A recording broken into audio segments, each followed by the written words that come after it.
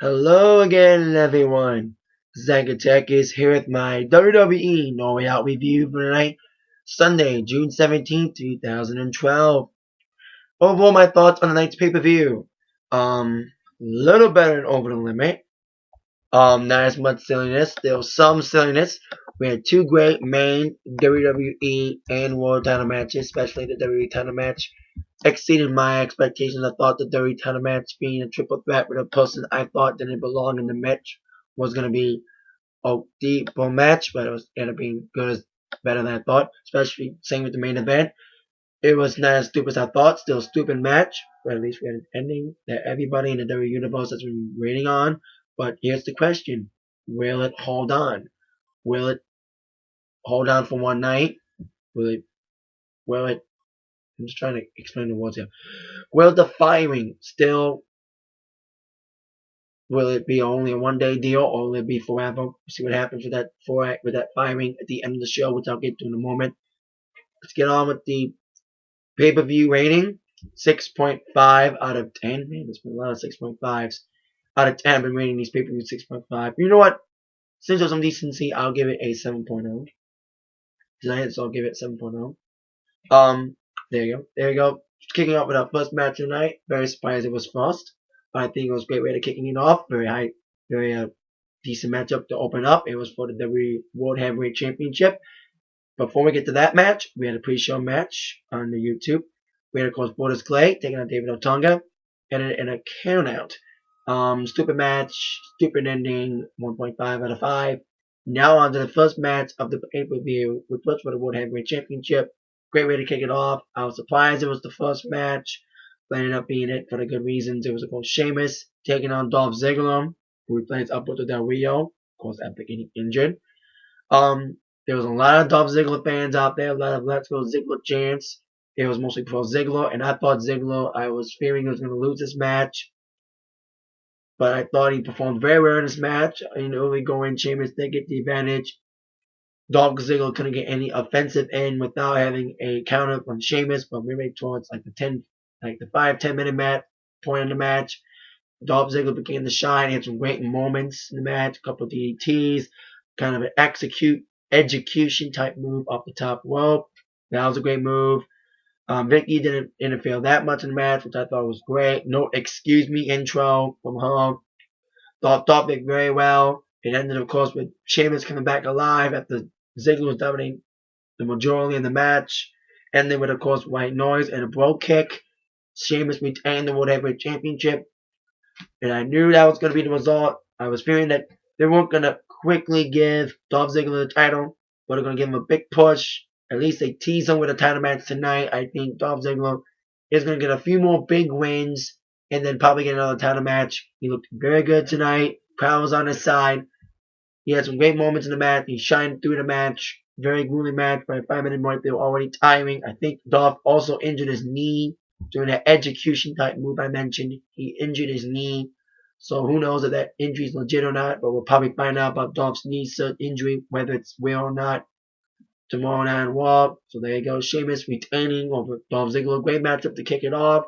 3.0 out of 5. Probably the best match of the night. Probably one of the best two matches of the night. On our next match, I talk about one match being the best match of the night. This is the worst match of the night, and I knew it was going to be stupid. Alberto Del Rio's personal ring announcer, Cody Rodriguez, taking on Santino Marella. Tuxedo match. D-U-D. Dud. This match belonged on a SmackDown. This match belonged on a Raw. This match even belonged on Superstars better than any of those two shows because no one watches Superstars because no one gave a fuck about this match. I'm sorry, I know they got a little feud going and make Ricardo look like a doofus. And I am so happy there were some smart wrestling fans chanting boring, boring during this match. I'm glad there were some smart fans chanting boring. Santino wins, stupid match. Ricardo gets embarrassed. That's stupid. There's a TVPG, right? And so we're not allowed to see women naked on Playboy anymore from WWE and see women in skimpy clothing. Yet we get to see Ricardo in his underwear. WWE. the mistakes you make. Anyway, done. Santino wins. Let's move on to our next match, which was for the Intercontinental Championship. It was Christian against Cody Rhodes. Now, the tag teams are pretty good wrestling tonight. Besides that last match, the World Title match was pretty good. IC Title match, also a pretty good matchup as well. Very back and forth action between these guys, Christian and Cody Rhodes. You know, Cody Rhodes is impressing me a little bit. I've always been very critical of Cody Rhodes in the past, but his monotonous promos. But he's gotten better with the promos. He's not as monotonous voice sounding as he was before. But his match was pretty good. Some very good moments in his match as well. Pretty decent back and forth action between these two guys. Okay, matchup. Christian getting the victory with a spear following a kill switch with a kick up by Cody. Was good matchup. Of course, Christian retained the IC Championship. I think it was better than Over the Limit match. I think it was better because Christian was more prepared. Because Christian wasn't tired. Because Christian already wrestled in the Battle Royal to get the shot against Cody. So he was more prepared and more ready for it. So I think this was a better match than Over the Limit. 2.5 out of 5 for this one too. I'm happy Christian retained the title. That's the theme of the night. So we'll get on down the line with that. So it's a Christian won. Happy he did. Decent match between Cody and him. Speaking of titles, well, there was a tag team title match with the injury of R-Truth, although Kofi didn't make an appearance. I'll tell you about him and his involvement in a match in a moment, a few moments with the main event. We had, of course, a last-minute match, two last-minute matches made, a fatal four-way number one contenders tag team number one contenders match for the tag team titles. It was the Usos taking on Primo and Epico, the primetime players, Titus O'Neil and Darren Young, and Tyson Kidd, and Justin Gabriel. MVPs of the match was the Usos. They were dominating the first couple moments of the match, showing some great tag team action. I still wish Usos got the match against R-Truth and Kofi, or Zack Ryder and Kofi, because I mean R-Truth may be replaced by Zack. Who knows what will happen there? But Usos were mostly MVP. There's some okay shining moments. There was a great spot involving, I think it was, I forgot who it was. Was it not Justin. It was Justin Gabriel or Tyson Kidd. There was this hurricane spot off the top rope and landing on everybody outside the ring. Now it's a great spot in that match. I forgot who that was, but it was it was Tyson Kidd and Primo. Primo got hurricane off the top. Great crazy spot there. But Primo and Epico about to get the victory, but it was Titus O'Neil and Darren Young got the victory with a little help from AW, Abraham Washington. Abraham Washington was supposed to be on Epico and Primo's side, but he screwed him tonight, pulling Epico out of the ring when Titus O'Neil was pinning Primo.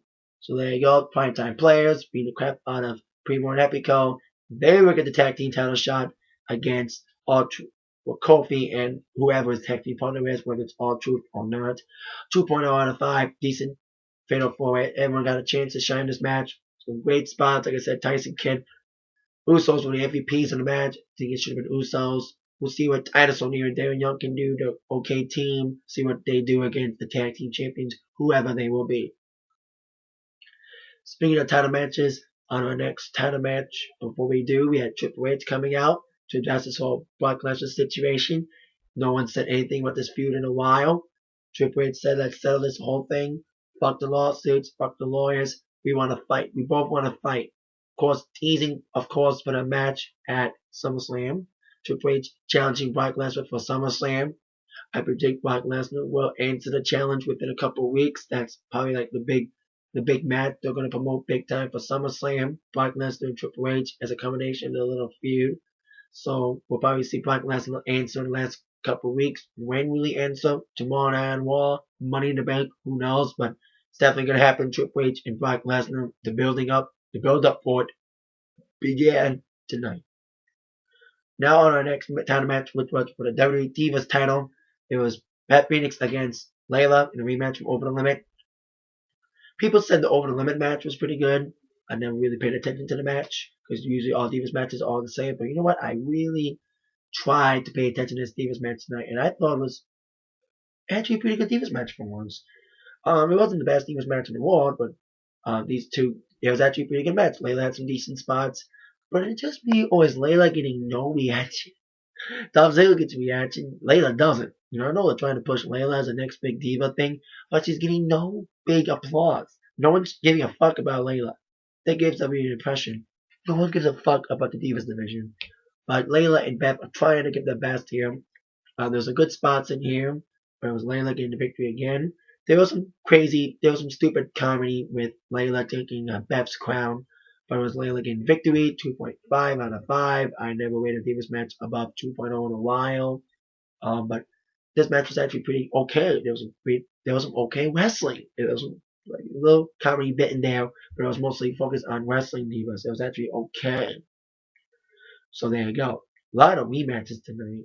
We had a rematch from Over the Limit, two rematches from Over the Limit involving, like I said, Christian and Cody Rhodes again from Over the Limit, Layla and Beth Phoenix again from Over the Limit. How about rematch from Raw this past Monday? It was once again Epic Hunico against Cara. Now these two wrestled on Monday, and of course it was the same result. But I think they had Hunico really take over because all these two are very high flying dudes. So it was okay match with Sin Cara winning. There was a little botch. I think there was a little botch on a Hurricane Sin botch is back, but it was okay matchup. Sin Cara winning. I love they chanted "We want Ryder" chants. Ryder did come out for a little bit during the main event, which I'll get to in a moment. So there you go. Sin Cara winning 2.0. There was a little bit of a filler match, another last minute match, in addition to filling time before our next match, which was WWE Championship Triple Threat, which involved this man, CM Punk, against Kane and Daniel Bryan. I said in the very beginning, I wasn't a big fan of Kane being involved in this match. Should have been Punk and Bryan one-on-one. And I knew they were going to do some double teaming on Kane, leave him out of the match for a bit. In the moments that we did see Daniel Bryan and CM Punk one-on-one, showed WWE why they should have been one-on-one to begin with and not have Kane in there. Great moments between them one-on-one, great athletic wrestling. They should have just have them two in a steel cage and not have Kane involved. But Kane's involvement, despite my quips about it, Kane actually did okay in the match. Now I know it makes sense because of the storyline and of course this whole AJ thing, which got way out of control. There's, like I said, some great moments, decent okay things happened in this match, okay action. It was very exciting. It was non-stop action. It was very non-stop the entire match. When one man was down, the other two were fighting. Very, very intense match, very grueling. AJ got involved mid towards the end of the match. Kane was going to do something. I think CM Punk delivered like 3 elbows, but Kane was going to do a choke slam or something, and then he went off the top, went off the middle rope, and AJ came out at that time and got tossed up the rope, a la Big Show incident. And then we saw like Bryan putting Punk in a yes lock, and Punk beating Bryan again, a la Over the Limit ending again, kind of deja vu. But it was Punk getting the victory, putting a GTS on Kane, following the little interference from AJ getting knocked out. Punk wins it, and Kane carries AJ out of the arena. Despite my quips about Kane's involvement, although it was a good matchup, I hope WWE learns a lesson. Put Bryan and Kane one-on-one, Bryan and Punk one-on-one at Money in the Bank. They'll be on a better match one-on-one without Kane involved. But from what the looks of it, with the whole AJ thing, I bet you Kane will get a one-on-one match against Punk next for the title. And Kane's match against Punk one-on-one a few weeks ago was pretty good. Kane, I've been criticizing his character for the last couple of weeks with him being back with the mask. Weak building, weak booking with him in the mask again, but you know what? Kane looked okay tonight. Punk winning. Maybe we'll see Kane and Punk one-on-one at Money in the Bank. We'll see what happens there. 3.0 out of 5. It was tough for me to rate it, but I rated it 3.0. Entertaining match. It was very entertaining. It was very entertaining. Non-stop action. Wish it was Punk and Kane, Punk and Bryan one-on-one, but at least Kane's moment was not as bad as I thought. But now in our next match, Ricardo and Santino was stupid. This match was stupid as well. Ryback taking on a couple squashies. I thought it was Mark Henry, but I think Mark Henry is as scared as the other WWE superstars are. That's why he's seen Ryback and some local jobbers. I actually did laugh at the WrestleMania thing. I like that they were off melody. I think they played it a little too soon. They were off beat, but it was funny them singing, "Oh, WrestleMania." People like me who used to listen to the WrestleMania album were cheering, and all the young kids were like, "What the fuck's the WrestleMania song?" No one knows it. Anyway, Ryback wins. Let's move on to the match that was stupid, but not as stupid as I thought it was going to be. John Cena taking on Big Show in a steel cage match. Typical Super Cena fare at a steel cage. Boom. Big Show took control of the match early in the matchup. Of course, stipulation was Big Show loses. Laurinaitis gets fired. Cena loses. He's fired.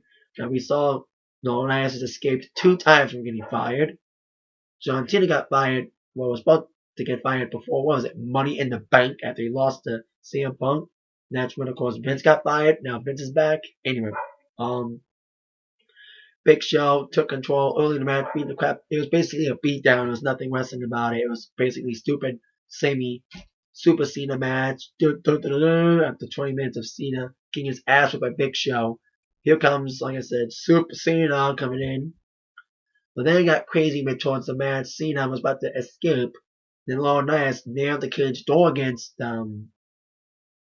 Cena, and then Vince got involved because Vince, yes, despite getting nicked out by Big Show, he still showed up at ringside.